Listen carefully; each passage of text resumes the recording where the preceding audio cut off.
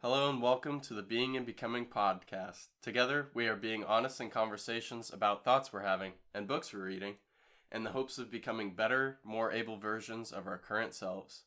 My name is Logan Hauer. I'm joined today by my two regular conversation partners, Austin Stone and Patrick Dyer. Today, we're going to be going into our Shooting the Breeze segment. Given that this segment's more of a free-for-all, I just wanted to turn it over to one of you guys to see just what's on your mind, what's going on in your lives, and we'll take it from there. Okay, here's something. I'm thinking about how is it that when it comes to community, it can be such a haunting topic. And this is true for the three of us, but I think it's true for a lot of Jesus followers right now. I think community is hard to navigate, and it's going to tie into some of my critiques of the American church, because I think that it shouldn't be surrounded around having a service on Sunday. It should be surrounded around having a community. And, my entire life almost has been taken up of trying to figure out how that's going to look, and I've been part of a couple of house churches, and both of those have been good, but the first one disbanded, and I moved away from Chicago from the other one, but it's just hard to find the local Christ-like community that I need. And I kind of want to ask the question, why is that? I mean, maybe start with our personal lives, but also, is there something we can diagnose, the American culture with that might help us navigate that personally? Does that make sense? It does. It definitely makes sense, and it's a great question. I'm trying to think of there's so many different answers we could give. Yeah. I was going to say, I don't have a specific answer to that question, but just thinking about some of the points you touched on, I do think the church I do think the church is focused on event planning, and people through the event planning feel community or make connections with other people. But I do wonder for churches if it's too costly to have something centered around community as the center point or the focus. And I say that because it is costly. It's not just a money thing, it's a time. It's investing in people. And that doesn't necessarily mean you're having a Bible study it's just living life together. Yes, there it is. Especially if you're not in a place where you live close to the church or something like that. Maybe you can't go to all of the events, because I think that's the way the church uses events in an effort to create community. That would be my understanding, having grown up going to church. But then when you hit a certain age, maybe you don't have the time or you don't have the willpower to go to some of those events. You touched on the culture too, Austin, in your question. Could it be the culture of just the individualistic nature of people not wanting to do something for themselves, but not necessarily sacrifice time to go to this event that may or may not be fun, or the people may be this, that, and the other thing? So, yeah, it's perplexing though. I agree. Pat, I'd be curious to get some of your thoughts. My primary thought is people are missing what they want most, and that is friendships. Yeah. Trying to build community, this is going to sound awful, so I apologize. We can edit this if we need. Building community from a church standpoint is completely overrated. I agree. Because they're not... Oh, thank goodness. We'll cut that. Leave it in. You can't force friends like that. And if you do, it's usually, for lack of a better term, fake friends, I guess. And I'll go back to this forever because I mean it, and it's true, and we all know it's true. Us three and even the rest of our group, and even the Schmitz and Akers, think everyone is friends, actual friends, there for each other, prayed for each other, think about each other, all those things. That's hard to find in a literal church building or community event that a church does. Generally, you can't have that many close friends anyway. You don't have time or energy to keep up with Yeah. 25 plus people. Gosh. And so it's too unrealistic, really. It's a sad conclusion, but my heart is resounding with is. joy because I relate, like you're articulating my heart right now. So I just don't think, let me kind of agree with you here. I don't think a Jesus-following community maps onto a capitalistic growth pattern. Wow. And I speak that great on point. like an organizational level. So exactly what Patrick is saying. I just don't think friendships can be scaled to grow as a church in the way that a successful American church should grow. So I just so that people kind of understand what I'm thinking, like a good church in people's American mind is one that just grows over a period of time, right? We have more members, it's growing, it's a healthier church. Have more members, growing, it's a healthier church. Like, I just don't think that's how you can successfully define a church community. And, you know, I don't want to get too much into it, but like the history of, you know, my degree at Moody Bible College was church planning. So just kind of studying how the church from the 70s on, especially 50s, even before that, merged with this American dream idea of economic growth. Like, it's about getting more, and then like the seeker-sensitive movement happened, and that just expounded it even more. Like, it's about getting more members.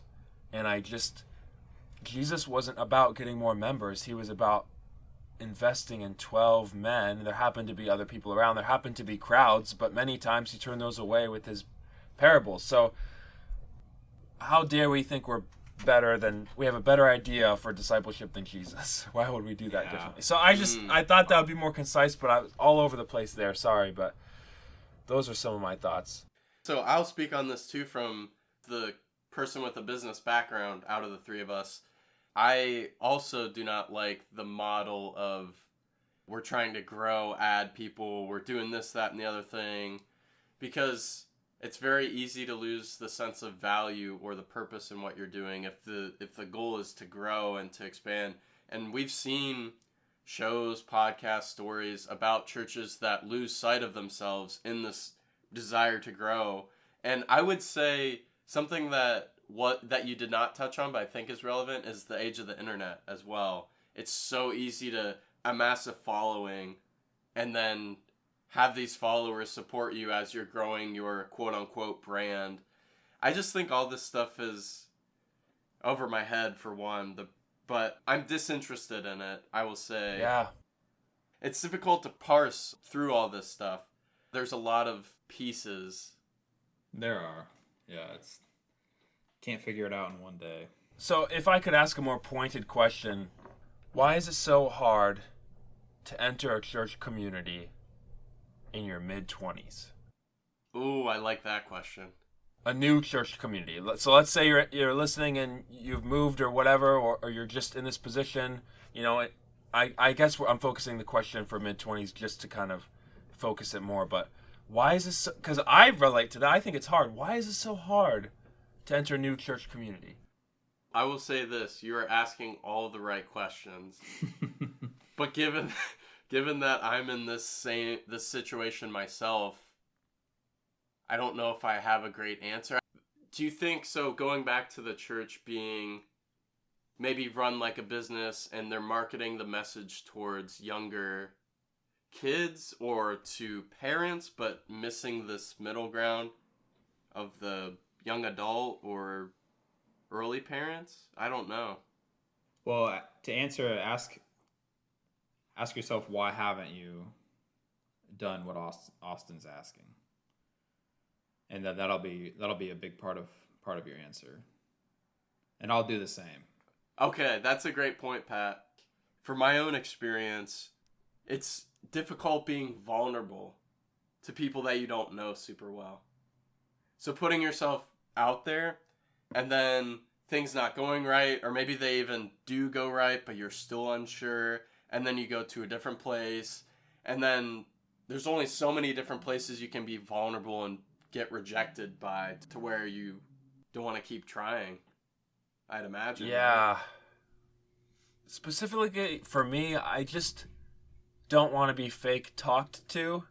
And when I walk into a traditional American church service, I just will get, maybe not fake, but superficially talked to. You know, I think most churches will superficially give you an awesome welcome and the service runs smoothly, but you just don't get to do life with somebody in that service-minded. And if I could just step back away from critiquing like the traditional American church, like I've had some house church experience, and even that is difficult. Like that has its own extreme difficulties because, you know, when I joined this house church in Chicago back in 2016, I was kind of walking into a family-oriented kind of situation, which is what you wanted, but it's kind of hard to join a family, you know? Like if you think about it, like it was so tight-knit, and I was a college student, they had their rhythms. There were a lot of like actual families with kids there, and it's just hard to do that. So like, I don't think I'm asking these questions for answers. I think I'm asking these questions for people to relate to them, and just so that we can all kind of reflect and think how we can allow Jesus to challenge us in those questions. Does that make sense? Can I ask you a follow-up question based on what you've just said? Yeah. And it pertains especially to your background studying church plants and then your passion for house churches. Do you think that is a reason why house churches fail, though, is because they are too demanding? It is essentially another family tight-knit community. Obviously, you have to take care of your own family first, and then if you're having issues maybe within your own family, then it's too demanding to do both. Or do you not see it that way? Oh, no, totally.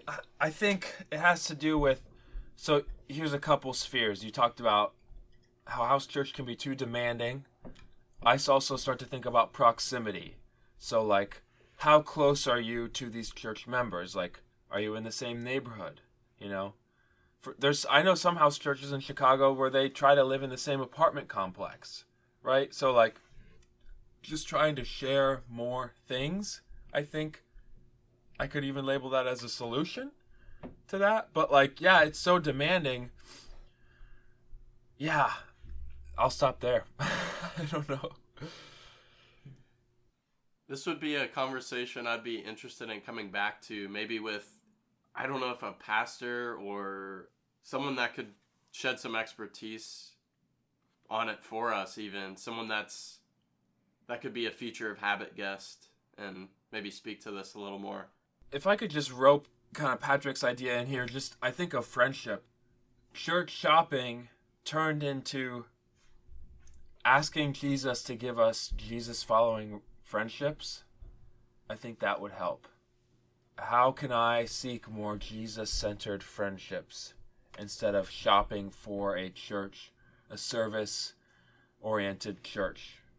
You know, like, and you can even find friendships in these American traditional churches that we're critiquing right now. Like, you definitely can. But are we seeking the right thing? Are we seeking an organization to be a part of, or are we seeking friendships? You've almost just created a paradox in my mind, because let me see if I can articulate this correctly. It seems like the average person, I'll use myself as an example. I'm seeking community within a church, a place. And there are people there that I maybe could be friends with, and we would all get along really well. But then this church is looking to grow, so they want to add me. But then there's also the constraint of, we want to grow, but our time is limited. Yeah. And so we can't invest in you necessarily, maybe create the friendship that you're looking. I don't know if that's coming through. It makes sense. But it's this necessity or desire for growth, but then also this constraint of time and ability relationally. It's a really interesting point. Have you been to a church you've liked or where you wanted to stay? Yes. Okay, so what are some attributes of that church? I like when people are honest. I like when there's ownership within the congregation of what we're doing is important. It's not just the person on the stage dictating what we do next and sit and stand. And I like when there's, I guess I'll use the word passion. There's like passion in the people there wanting to be worshiping God, like, together. And there's not a front of anything else. It's just very simple. From the most part, I think the people in the congregation that I would be connecting with more so than the head pastor himself. So you felt loved by the people around you at the church you liked, pretty much. Yes. Yeah. That passion defined the friendship making. It did. Go figure. Yeah, because I think of, like, the Hose House, too, Austin. Remember? Shout out the Hose House. Hamilton, Ohio. HOSD. Yes. HOSE. Yes, thank you. That needed to be clarified. That was just one of those things where it's really organic. There are 10, 15 people there, but they all really want to be there. Yeah. And I just like that when it's people that want to be in the room doing that one simple thing of worshiping God, like, in a community. It's a really difficult thing to articulate, too, like, finding a church you like and why you like it, because it touches a part of your brain, like the limbic part of your brain, which doesn't have words. It's just a sense or feeling sort of thing. So then when you try to articulate it, you're like, no, it's more meaningful than that, but how do I Logan, organize my speech in a way? If I asked you, how do you feel belonging? Like, that's a hard thing to articulate. Exactly. Or why do you love your parents? It's like, well, I could list for you attributes of them that I admire, but really the reason I love them is so profound that I can't explain. Wow. You know what I mean? And that's kind of the way I think when you find a church that you really like, in my mind at least, it falls more into that sort of category. We're getting somewhere. Yes. You can list some attributes of why you might like it or dislike it, but really the meaning is more profound than our words can articulate, I think. That's a good point. Okay. How about this? But I will say, you know it when you see it. Yeah. I have two spheres. Belonging and duty. Duty and belonging. How do those things relate to a healthy biological family? And then how can we map that onto what a healthy church could look like? So, how does duty and belonging interface in a healthy, functioning family? Am I valued in my family only by what I can do? Hopefully not. Yeah, let's hope not. Hopefully I'm valued by who I am. But duty is a factor in family, right? That's fair. I will say duty defines roles very well. When you have a duty to something, you know that you need to do X, Y, and Z. And that can be your role, is I do these things. But that's not the only thing you bring to the family. That, you know what I mean? It's not like, I take out the trash, so that is my job, and that's how I provide value to my family. It's like, no. It's like, that's just a thing you happen to do. That's a role. That's, a way that you're helping out. You're worth more to the family than just your action of what you're contributing. Yes. And that touches on maybe more of the belonging to your second point in that question. I think that's quite a bit of a paradox too, and I think that also that paradox kind of defines our faith as well. Like the faith and works thing. Like, of course you can't earn your salvation, but then your faith is not real faith if it's not being shown in your life, right? So I think the common denominator is like relationship. In family, there's relationships. In that relationship, there's duty and belonging. But then, like, in a church, in a healthy church, there's relationship with belonging and duty. And I also think in our faith, in our relationship with Jesus, it's a relationship with belonging and duty. I might be overplaying that, but... So, by that logic, would that be true of any relationship? There's duty and belonging? Or maybe I should say any significant relationship? I mean... Let's think about our relationships for a second, too. Maybe duty is a wrong word, but there are certain things where I want to check in to make sure you guys are doing all right and on certain things, and I want you guys to feel like you can check on me to make sure I'm. And we actually touched on some of this before we started recording the podcast. Just when we're calling and catching up, it's, hey, how are you guys doing with this? I don't want to say that's a duty because it's not.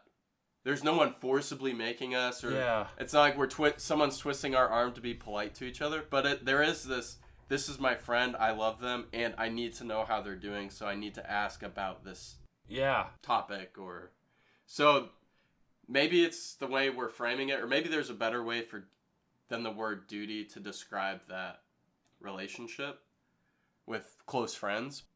Any thoughts, Patrick?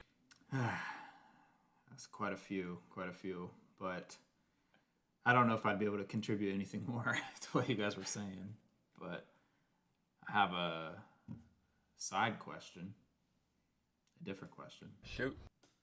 Your last question was so good, I feel like it opened everything up. Why does worship music suck? Oh. Well, can you be more specific? Like, sure thing. Because I was about to say there's a ton of worship music that I love personally. True. All right, let me specify a little bit. Why does modern worship music that every single church plays every single Sunday suck? Okay, can I go back to my other comment? I don't think a Jesus-following community can scale a capitalistic production pattern. And that's what they're trying to do, right? Yeah, right. Like music. Yeah. Yeah.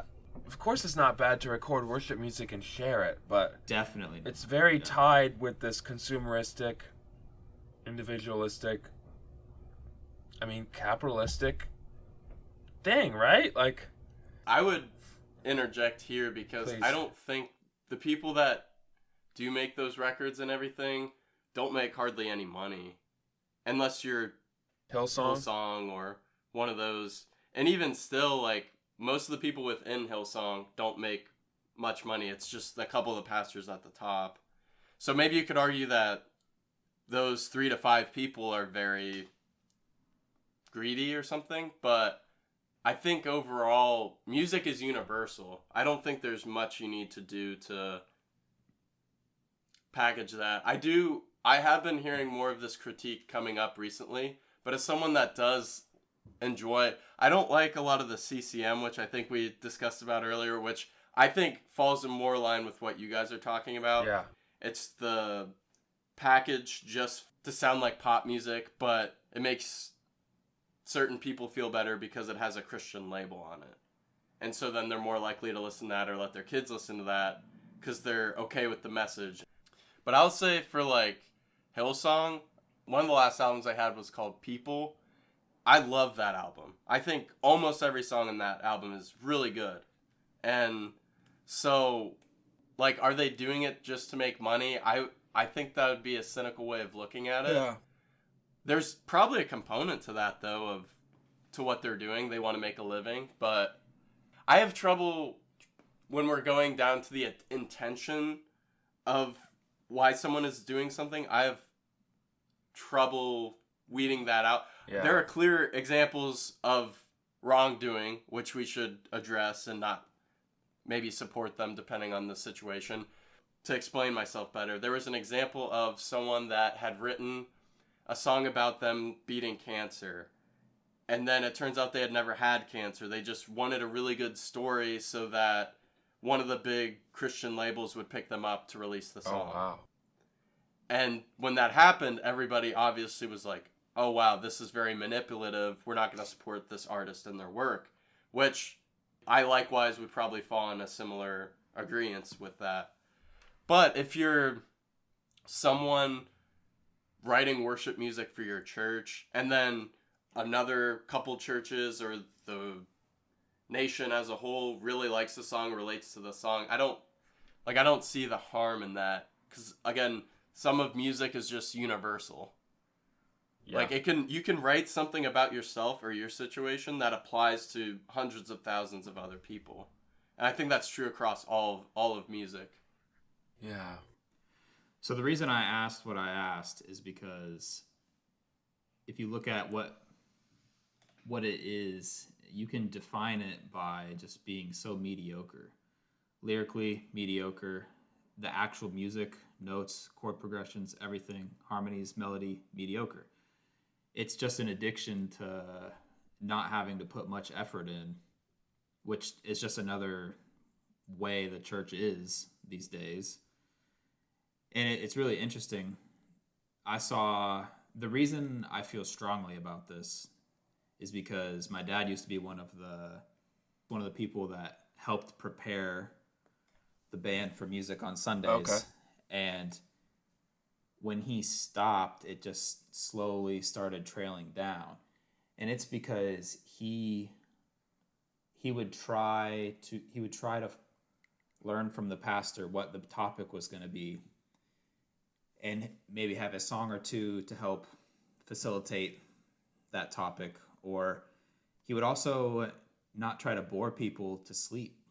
And he would play something crazy upbeat. He would play some rock music. He would play anything just to worship. It doesn't have to be the crazy trash, slow, 3 notes. That is mediocre music. Ooh, man. Anyway, I'm also going to say though that there isn't anything wrong with that music, but the intent behind it, just to get it done and out there, that's not good. And I'm talking about, I see your point. About what is being played in church, not an individual writing their own music. Okay. And stuff like that. That is something completely different. That is I something see your completely point. different. So you're saying, as a church, we could pick music that is more relevant to themes or more challenging. Yes, exactly. To the musician, like working your full, kind of going back to the workout. It's like you're working your full being. The musicians being worked to play the song, the crowd's being worked to engage with the material. There's like a cohesion. Is that maybe? Yeah, what you're saying? That's definitely along what I'm saying. Like, why would you not want to showcase your talent if you were given that talent? If you were given the talent to worship and to lead worship, then you should be doing that well, not tragically bad like everybody else. Is there an example maybe that like you think of tragically bad? Yeah, unfortunately, just like even the last few years in Ohio, I wasn't really going to my church. I was going to just everywhere else. And then down here, it's even worse down here. It's like the Baptist way of things. Bro, bad. But I'm not kidding. It doesn't matter which church you go to. It's the same 3 or 4 songs every single Sunday. That's not displaying effort. After a while, it grows stale. I'm not saying the intent of the heart can't be worshipful for that, but it's not. I don't know. I guess a good way to say it. It's just not. Well, I can't talk like I'm God because I mean it might be music to his ears, but it's just not. It's not giving your best. It's just not. It's not trying hard. So Logan, since you are, a songwriter, a guitar player, you could say, in general, worship music that churches play, it's easy to play that, right? There's similar notes, and it's in general easy to play. So it's intentionally made that way too. Yeah. So the accessibility of it is good, and I'm not saying that's bad, but you can become stale in that. I will say too, Austin, kind of drawing out that point you had made.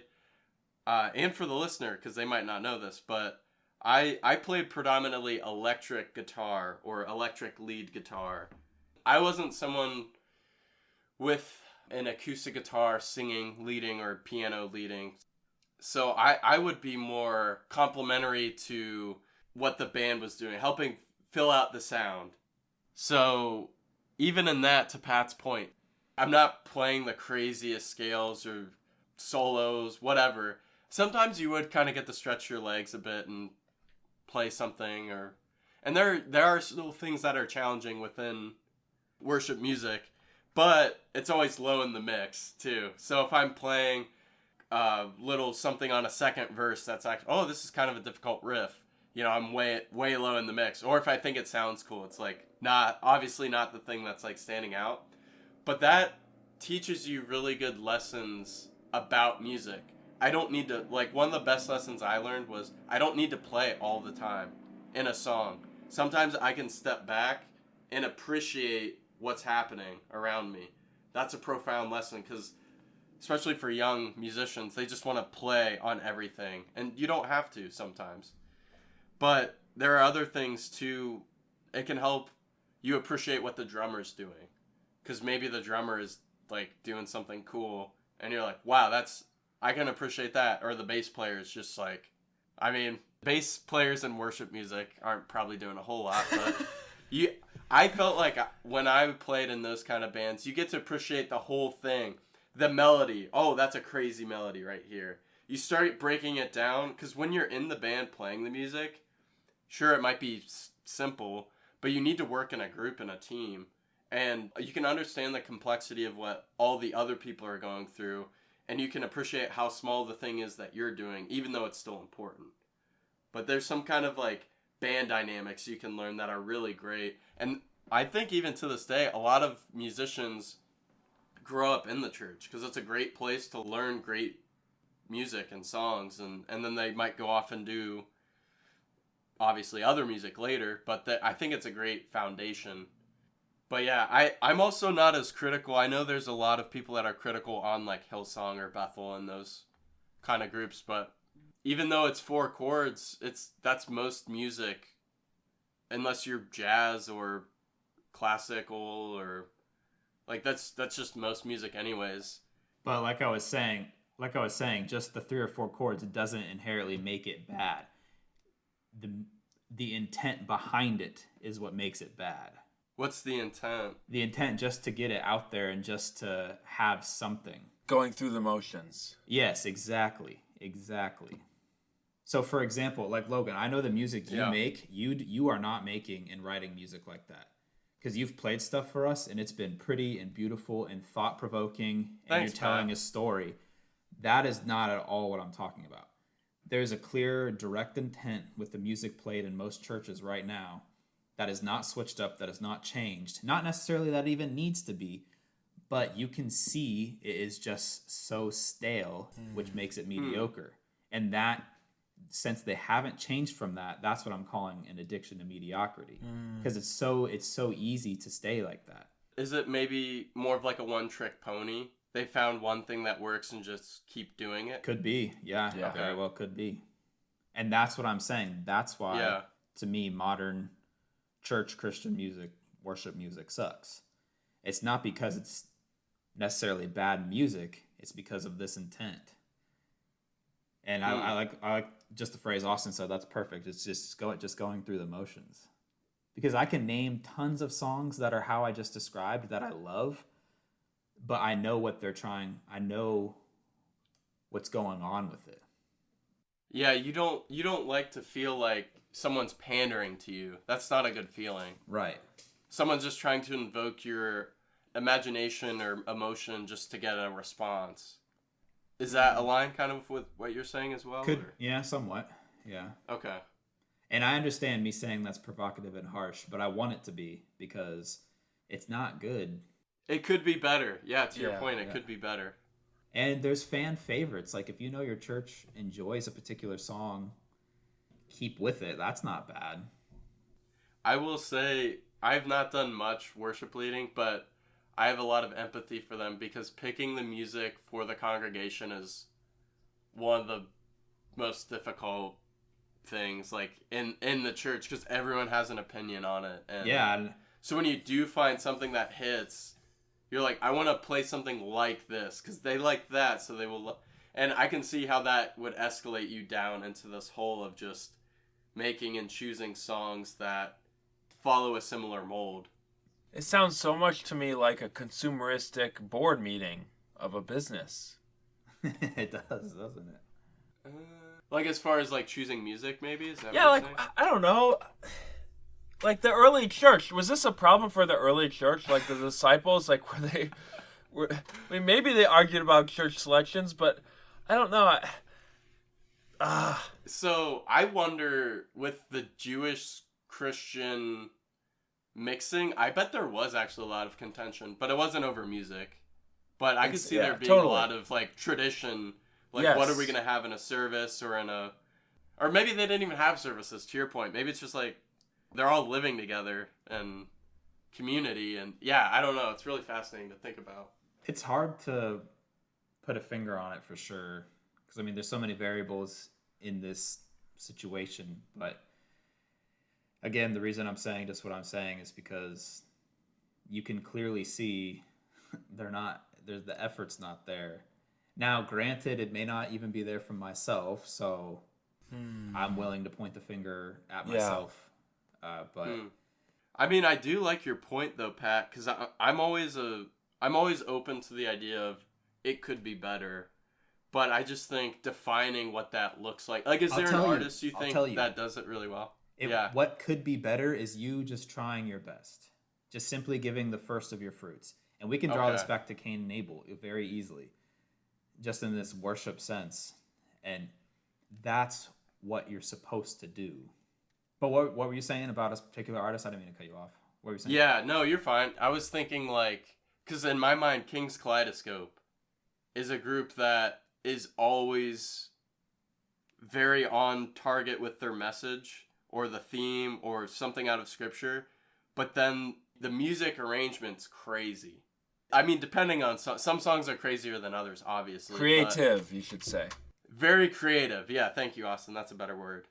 The arrangements are always very creative, and I think people might critique maybe his vocals. Chad Gardner, I think his name is. That's what I've heard friends say. I don't love his voice a ton, but I'm like, yeah, but the lyrics, yeah, but the music. And I honestly like his voice too. So I really like all of what he's doing, and he's not someone that fits in one of those little boxes you can check, because he's not necessarily like CCM, but he's also not worship music. It's just like music about God and his relationship with God and people over time. But Zeal is a really good album if you guys want to check that out. There's a song that I love called A Little Bit of Faith. To Pat's point, it's not the most game-changing. But it doesn't have to be. It's a little cute song, but yeah, but some of the other ones, like there's one called Jumping from Jaded Heights. Oxygen's a really good song off that album. Hero Over My Head, great song. Honestly, the whole album is great, but those are some that I've cherry-picked that I really enjoy. Thanks for those recommendations, Logan. Yeah, absolutely. Well, and I agree, though, too, Pat. It is tough to find artists that are doing a unique thing that are also, like, in that Christian realm. Because it is either, like, are you doing CCM or are you doing worship music? There isn't, like, a lot of... Outside of those two kind of, like, genres or molds, there's not a lot going on. And explain CCM for the listeners. They may not know. Oh, yeah, that's a great point. CCM stands for Christian Contemporary Music, and it would be any sort of music that plays on stations like K-Love. K-Love's the national Christian music station, but there are other local ones probably, depending on your area. But yeah, that's more of what I was alluding to earlier. That's packaged. It's a pop song, but they've stripped out the content of a pop song and implanted a Christian message. It's the way I understand it. I appreciate you bringing this topic up, Patrick, because it touches the nerve of a really complex issue in America, and it's Christian culture.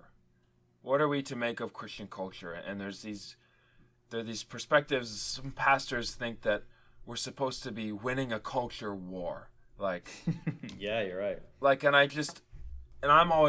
not going to try to defend, I'm not going to try to debate that. I'm just going to try to point the direction to discipleship. We're here to make disciples, you know? And I am hoping that a church service doesn't become about the service, the sermon, the worship. Like, those are all contributing factors. Like we see in the New Testament, it says, bring a song, bring a prophecy, bring some thoughts on scripture. Like, and I just hope that it's that community-focused aspect. That's what I'm looking for in a church. And as we can see in this conversation, it's so easy to get caught up in the specifics of what's going on, and it's just so interesting that there's like these celebrity pastors and these celebrities worship leaders, and they're contributing to the culture of the worship music in the churches, and it's very complex, and I think it touches on some problems, some diseases that we see in the Christian culture in general. Okay. So maybe the larger point is then culture. It's not necessarily music or... Correct. Well, church structure, I think, might even still be a separate issue of regarding what we were talking about earlier. Yeah. But the culture piece is interesting because obviously Christians will always have a subculture that differs slightly from whatever's going on in the secular sphere. I feel like even as early as Rome, I was watching a video on this the other day. There was historians noting that the Christians refused to take part in the rest of society. They would seclude themselves just with each other, and they would separate themselves out from the rest of like the pagan Romans. And a Roman historian was even noting that. Wow. So I have a question about that though. Like, what the heck is the difference between a Christian subculture and the kingdom of God? Sounds like the subculture is influenced just by surrounding cultures, the way you grew up, the way you live currently. Yeah. That's, I think Pat's spot on. Yeah. I think when we talk about Christian subcultures, it automatically becomes this, and please disagree with me, but I feel like it automatically becomes this culture war situation where it's like, especially in America, because it's becoming less Christian, less religious, and that's really scaring a lot of Christians. And I'd say a lot of specifically conservative Christians, they feel like they're losing their hold on the culture, and we need to try to influence more things through these celebrity pastors, through these celebrity worship leaders, and it's just this really unhealthy thing, and I don't think it's about the kingdom of God. I think, and I'm being a little unfair to you, Logan, because you weren't talking about that necessarily, but does that make sense? I don't think that was the point I was trying to hit on, but I do think that that's a good point. Maybe something that I've thought about too is the church, if they focused more on, if every church focused, not capital C, but every church location focused more on what can I do to serve the neighborhood or the community that we're in, then that's from like a just cultural overall or just making the world a better place. Like that's the value that I think a church adds. How do we like be a safe place for hurting people and help make our neighborhood better? I think that's like if every church was asking that question and focusing less on the culture antics or whatever, I think that would be a lot better of an aim or a way to invest your time. Localize it, don't culturize it. I don't think that's our job as Jesus followers. I mean, and social media can be so distracting in that way. And I'm not saying people shouldn't be posting the things of their church on social media, but many times you can measure the success of a church based off of that and its popularity in the culture. I'm sorry, I'm gonna kind of change this a little bit. I hope it ties in, but regarding like social media, websites, and churches, when my wife and I are looking at different churches to visit, you go on any of the websites, they all look the same. It's all very happy people, very positive message. And then you can go into the building and you're like, this is not at all what it looked like. And it is, to your point, you can sell things so well online. Or maybe sell, I don't want to use the word sell because that's not the intention. But you can make things appear nicer than they actually are online. And then you get people that are looking for genuine connection. Yep. And they come to the church and they realize, oh, this isn't for me. But if you were maybe more honest about your presentation online, you don't draw in. Or I guess that's their point, though, maybe, that you're making, is they're maybe just trying to draw in people and seeing if they stay. But then it's tough to differentiate a church based on its website from other churches because they're all just maybe seeker sensitive to what you're saying, Austin. And then you go there and you recognize pretty soon after, like, oh yeah, this is fine, but it's just not for me, or it's not like the community I want to be involved in. But we're touching on so many powerful areas that are tough to put words to for me. Yeah. I know I think about them a lot, but it's tough to articulate. We probably over critique, but maybe not. Maybe not. Given our current situations, I think we could be over critiquing, but at the same point, it's us wrestling with finding the belonging that Austin was talking about earlier. So you have the individual responsibility to love your neighbor as yourself, and that's the step number one. Yeah. Well, that's probably that's like our step message 2 from or the 3. podcast. Yeah.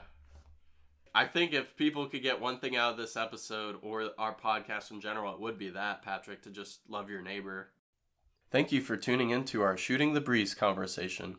Please let us know if you have any suggestions as to books we should read or topics we should discuss by contacting us at beingbecomingpodcast@gmail.com. Again, that's beingbecomingpodcast@gmail.com. We hope you join us next week for another engaging episode.